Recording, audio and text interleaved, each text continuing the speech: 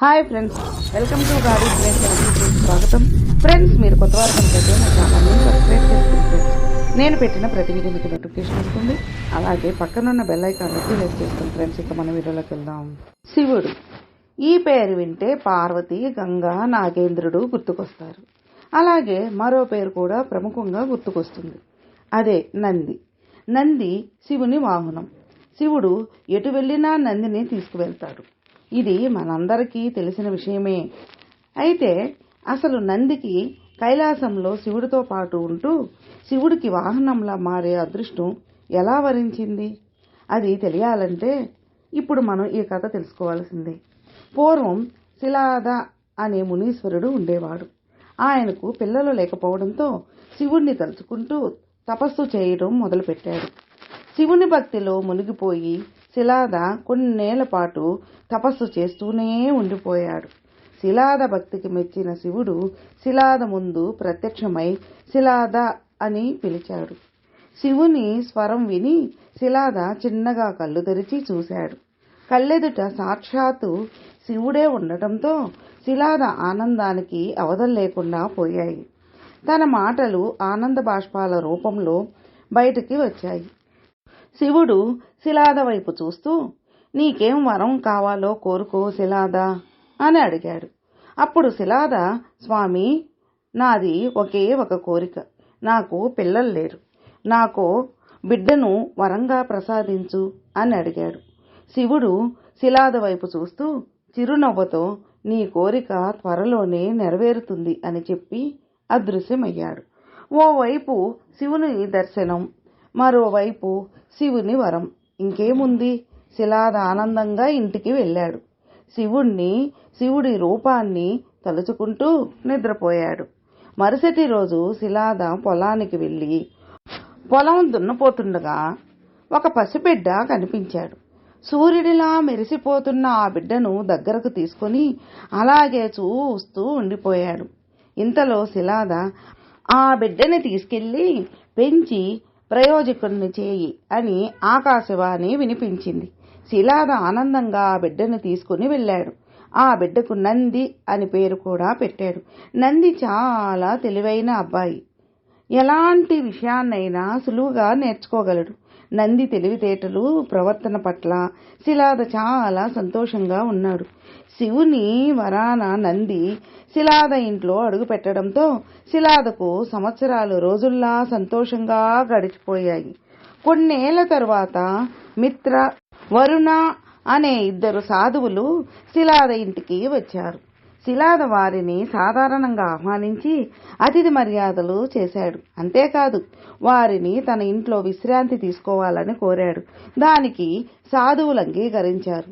శిలాద వెంటనే నందిని పిలిచి వీరు ఇక్కడున్నంత కాలం ఏ లోటు రాకుండా జాగ్రత్తగా చూసుకోమని చెప్పాడు. నంది తన తండ్రి శిలాద చెప్పినట్లే ఇద్దరు సాధువులను చాలా బాగా చూసుకున్నాడు. 2 రోజుల తరువాత ఇద్దరు సాధువులు తమ ప్రయాణాన్ని తిరిగి కొనసాగించడం కోసం శిలాద ఇంటి నుంచి బయలుదేరారు. వారు వెళ్తూ శిలాదని, నందిని దీవించారు. ముందుగా శిలాదని ఆయుర ఆరోగ్యాలతో కలకాలం సంతోషంగా జీవించు అని దీవించారు. అనంతరం నంది సాధువుల పాదాలకు నమస్కరించాడు. సాధువులు నంది వైపు విచారంగా చూస్తూ, జాగ్రత్తగా ఉండు, నీ తల్లిదండ్రులకు, గురువులకు మంచి పేరు తీసుకురా అని దీవించి వెళ్ళిపోయారు. నందిని దీవించే సమయంలో సాధువులు విచారంగా ఉండటం గమనించిన శిలాద వారి వెనుకే కంగారుగా పరిగెత్తుకుంటూ వెళ్ళాడు. వారి ముందు నిల్చుని ఆయాసపడుతూ, మీరు నా కుమారుడిని దీవించే సమయంలో విచారంగా ఉన్నారు ఎందుకు? ఏదైనా జరగరానిది జరగనుందా అని అడిగాడు. అప్పుడు మిత్రశిలాద వైపు బాధగా చూస్తూ, నీ కుమారుడిని దీర్ఘాయుషున్భవ అని దీవించలేను అన్నాడు.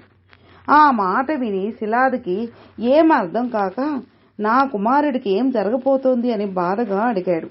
అప్పుడు వరుణశిలాద వైపు చూసి, నీకు ఈ విషయం చెప్పాలంటే బాధగా ఉంది, కానీ చెప్పక తప్పడం లేదు.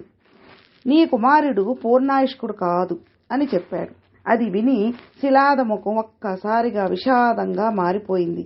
ఇన్ని రోజులు నందే తన ప్రపంచం అనుకున్నాడు. కానీ ఇప్పుడు ఆ నంది దూరమవుతున్నాడని తెలిసి కుప్పకూలిపోయాడు.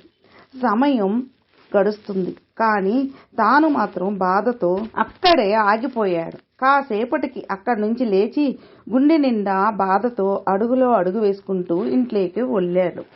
నంది శిలాదను చూసి ఏదో జరిగిందని అర్థమై కంగారుగా ఏమైంది నాన్న అని అడిగాడు.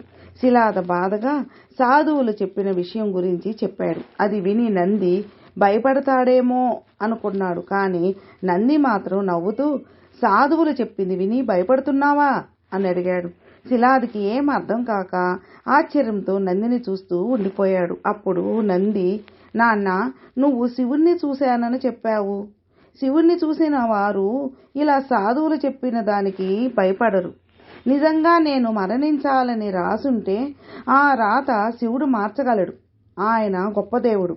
ఆయన ఏదైనా చేయగలడు. మనం ఆయన్ని పూజిస్తున్నాం. మనకి ఏదైనా జరిగితే ఆయన చూస్తూ ఊరుకుంటారా అని అడిగాడు. నంది మాటలకు శిలాద అలాగే చూస్తూ ఉండిపోయాడు. నంది, నన్ను దీవించండి నాన్న అంటూ తండ్రి పాదాలకు నమస్కరించాడు. శిలాద విజయోస్తు అని దీవించాడు. నంది భువన నదికి వెళ్లి భక్తి శ్రద్ధలతో శివుడిని స్మరిస్తూ తపస్సు చేయడం మొదలుపెట్టాడు.